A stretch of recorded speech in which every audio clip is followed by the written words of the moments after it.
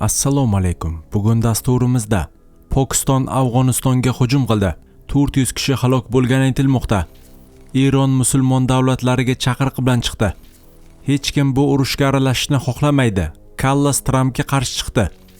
Mojtaba Xomaney qanday qilib o'limdan qutulib qolgani ma'lum bo'ldi. Endi esa batafsil. Azizlar, inshootingiz tayyor bo'lib, tom qismini qanday yopish sizni o'ylantiryaptimi? Buni bizda oson yechimi bor. O'zbekiston bo'ylab konteyner profilidan hamda zavod temirlaridan istalgan usulda naveslarni tayyorlab, tez fursatda hamyonbop narxlarda o'rnatib beramiz. Xizmatlarimiz ishonchli va sifatli. Murojaat uchun hoziroq ekrandagi raqamlarga bog'laning. Pokiston Afg'onistonga hujum uyushtirdi. 400 kishi halok bo'lgani aytilmoqda. Afg'oniston Pokiston harbiylarini Qobuldagi giyohvandlar davolanayotgan shifoxonaga havo hujumi uyushtirib, kamida 400 kishini o'ldirganlikda aybladi. Bu haqda Al Jazeera xabar berdi. Pokiston bu da'voni yolg'on va jamoatchilik fikrini chalg'itishga qaratilgan deb atadi va 16-mart kuni faqat Qobul va Nangargoh viloyatidagi harbiy inshootlar nishonga olinganini da'vo qildi. Qobuldagi Umar nomli giyohvandlikni davolash shifoxonasiga hujum mahalliy vaqt bilan taxminan soat 21:00 da sodir bo'ldi, dedi Tolibon hukumati matbuot kotibi o'rinbosari Hamidulloh Fitrat. Shifoxona 2000 kishiga mo'ljallangan. Afg'oniston rasmiylari hujum oqibatida binoning katta qismi vayron bo'lganini ta'kidladi. Afsuski, hozirgacha qurbonlar soni 400 nafarga yetdi. Yana 250 ga yaqin kishi jarohatlangani aytilmoqda.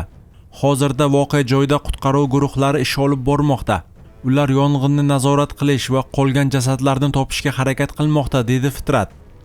Kasalxona qo'riqchisi 31 yoshli Omid Stanikzay hujumdan oldin osmonda patrullik qilayotgan samolyot ovozlarini eshitganini aytdi. Atrofimizda harbiy qismlar bor edi. Ushbu harbiy bo'linmalar samolyotga qarata o'q uzganida samolyot bomba tashlagan va yong'in chiqqan. Halok bo'lganlar va jarohatlanganlarning barchasi tinch aholi vakillaridir, dedi u. Tolibon matbuot kotibi Zabihulloh Mujohid shifoxonaga hujumni qoralab, Pokiston yana Afg'oniston havo hududini buzib, Qobuldagi giyohvandlarni reabilitatsiya qilish shifoxonasini nishonga olganini aytdi. U bunday harakatni barcha qabul qilingan tamoyillarga va insoniyatga qarshi jinoyat deb atadi. Pokiston bosh vaziri Shahboz Sharifning matbuot kotibi Musharraf Zaydi bu ayblovlarni asossiz deb atadi va Qobulda hech qanday shifoxona nishonga olinmaganini ta'kidladi.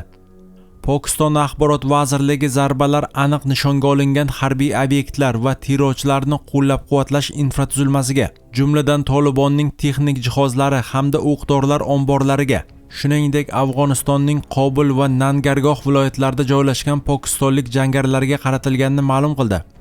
Vazirlik bu obyektlardan Pokiston fuqarolariga qarshi foydalanilganini da'vo qilmoqda.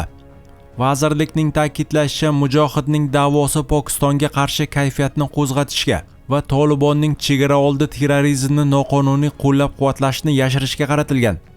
Pokiston Afg'onistonni qurolli guruhlarga, xususan Pokiston ichida hujumlar uyushtirayotgan tahrikiy Tolibon Pokistonga boshpana berganlikda ayblab keladi. Pokiston rasmiylari bu ayblovlarni birinchi bor rad etgan. Eron musulmon davlatlariga chaqiriq bilan chiqdi. Eron Oliy Milliy Xavfsizlik kengashi kotibi Ali Larijoniy AQSh va Isroil hujumi boshlangandan beri hech bir musulmon davlati Eronga yordam bermaganini aytdi. Uning so'zlariga ko'ra, islom dunyosi mintaqaviy xavfsizlikni ta'minlash va tashqi tahdidlarga qarshi turish uchun birlashishi kerak. 6 banddan iborat maktubda Ali Larijoniy Eron qarshilik ko'rsatishda davom etayotganini, mamlakat xalqini qo'llab-quvvatlamagan musulmon hukumatlarning xatti-harakatlari esa islomning mohiyatiga zid ekanligini ta'kidladi.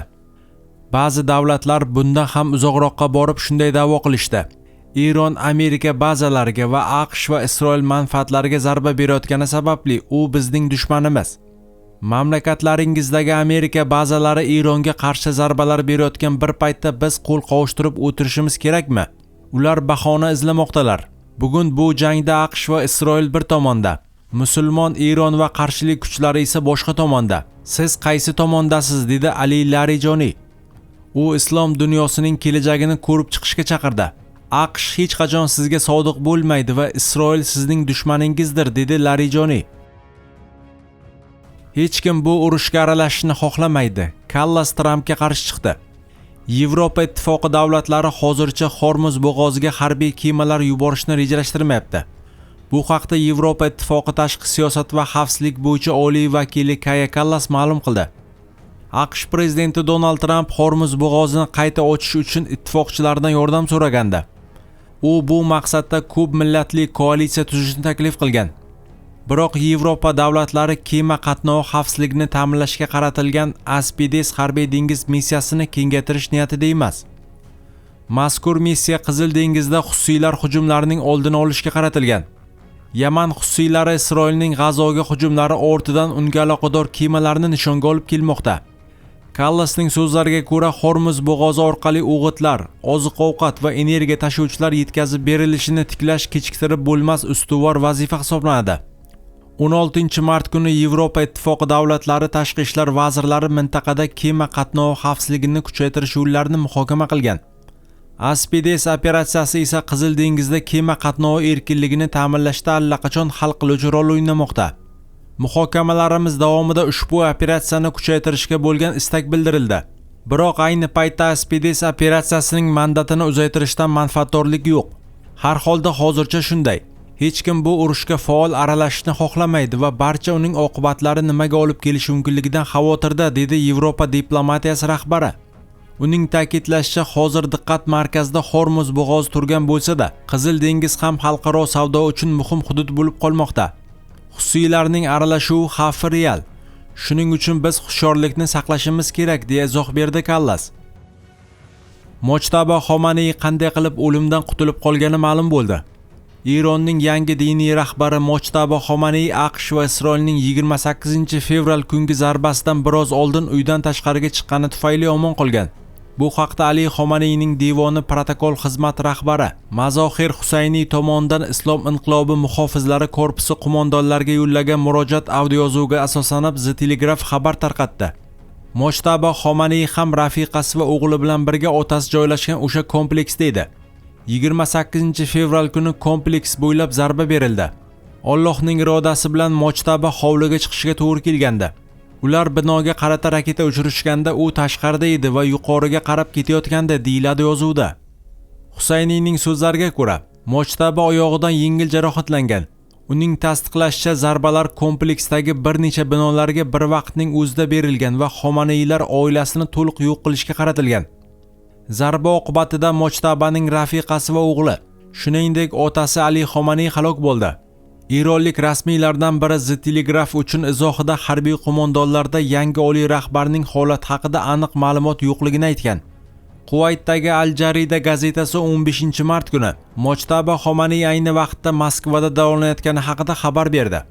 Rossiya prezidenti matbuot kotibi Dmitriy Peskov bu ma'lumot yuzasidan izoh berishni istamadi. AQSh Mojtaba Xomanayning manzili haqida ma'lumot bergan shaxsga $10 million mukofot va'da qilgan.